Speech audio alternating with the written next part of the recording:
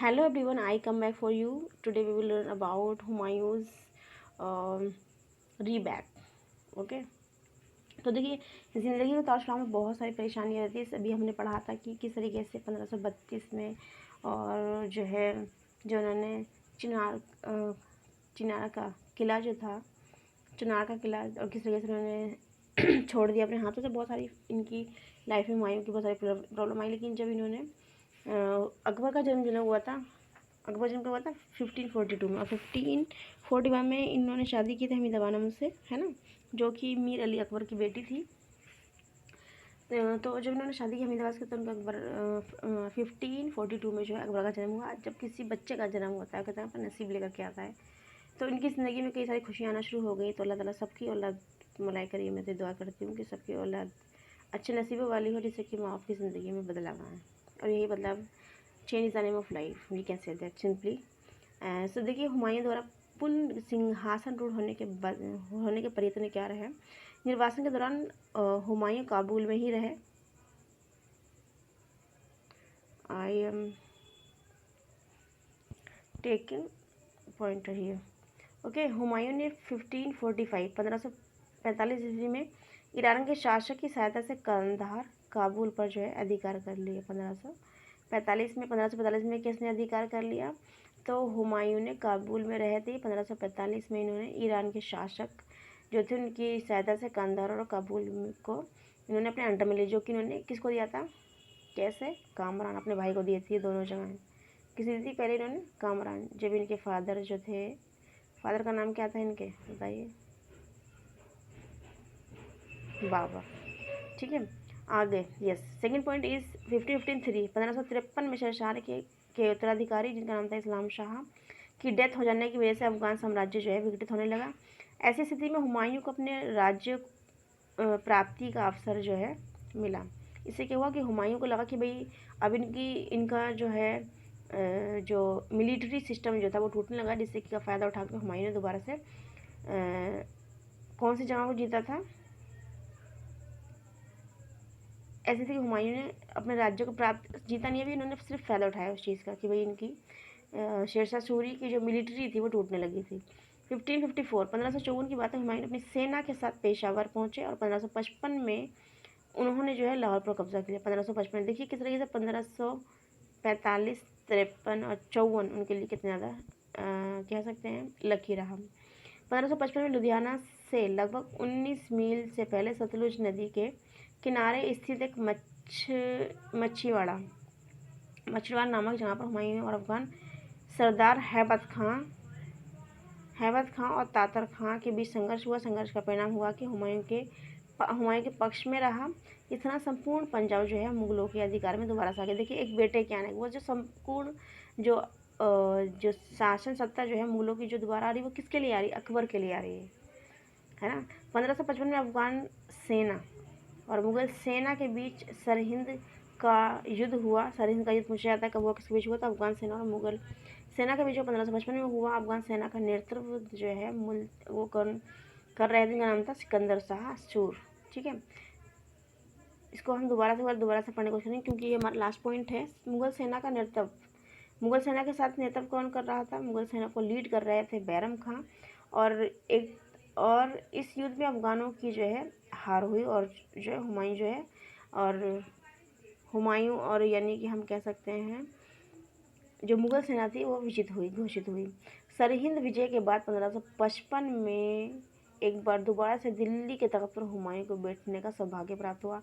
मेरी किस्मत, जब कहते हैं ना भाई, अगर ऊपर जाकर के धक्का देती है ना गंदा वाला, तो भाई लाइफ में एक मौका ऐसा गोल्डन चांस खुदा तुम्हें देता है ना कि भाई बस तुम्हें हौसला रखना है. कि ज़िंदगी में कभी कभी मन ऐसा भी आता है ना कि भाई सुसाइड के अलावा दूसरा ऑप्शन वी हैव नॉट.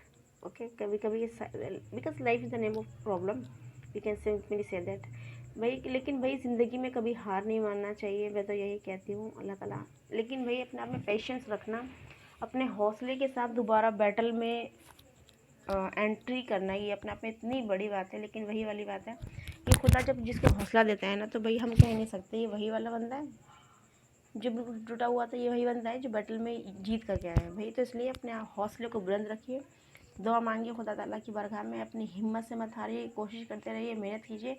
एक दिन you can get any position, any achievement which you get and which you deserve. Okay, so everyone come on point. Humayun की डेथ देखिए कैसे हुई। हुमायूं की दूसरी बार बादशाह बनने के बाद, दूसरी बार बादशाह बन गए। एक इंसान दूसरी बार बादशाह बनना कितनी बड़ी अचीवमेंट की बात है ना।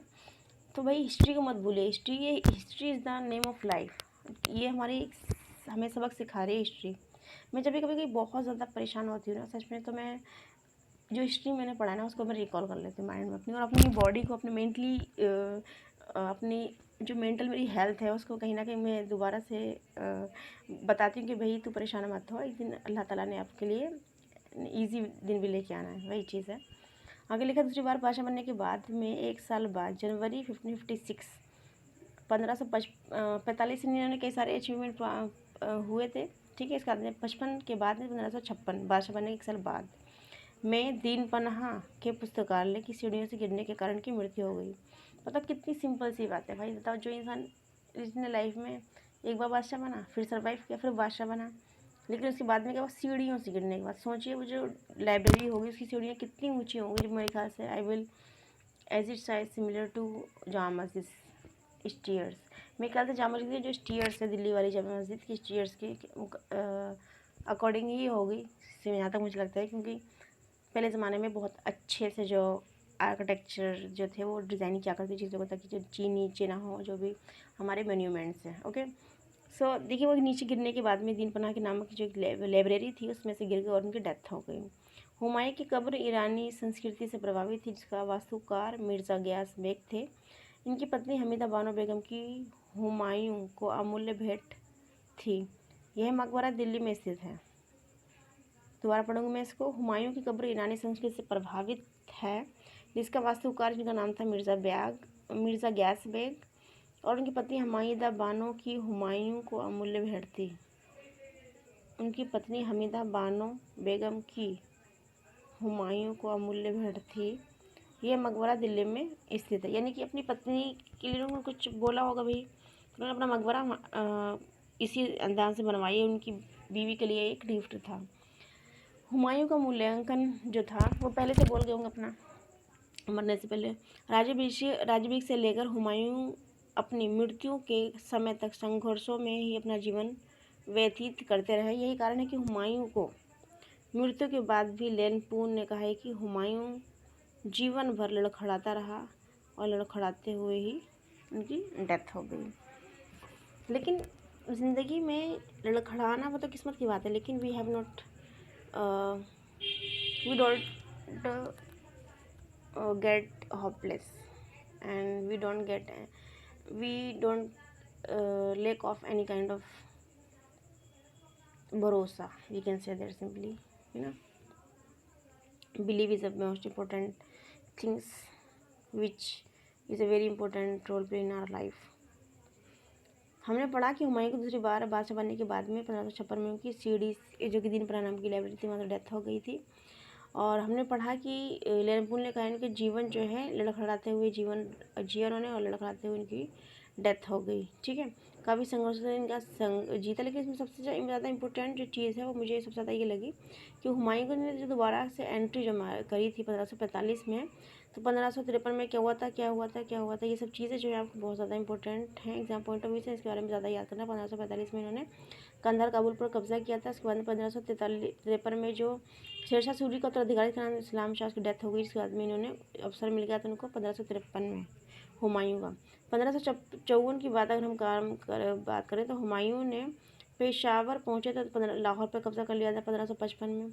1555 इन्होंने कई सारी ऐसे युद्ध हुआ था। ये 1555 में लुधियाना से लगभग 9 मील दूर पर सतलुज नदी के किनारे मच्छीवाड़ा नामक स्थान पर हुमायूं अफगान इनके बीच युद्ध हुआ था।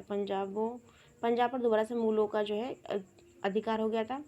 और 1555 में अफगान सेना और मुगल सेना के बीच में एक युद्ध हुआ था, इसे बोलते हैं सरहिंद का युद्ध। ये इंपॉर्टेंट है भाई, सरहिंद का युद्ध कब किसका जो अफगान सेना और मुगल सेना भी 1555 में हुआ। इसमें कि क्या हुआ था, दोबारा से मुगल सेना की विजय घोषित हुई थी इस युद्ध में। सो इस वीडियो में अब तक के लिए बस इतना ही। I will meet you soon, take care, bye bye, God bless you all, that's all for now.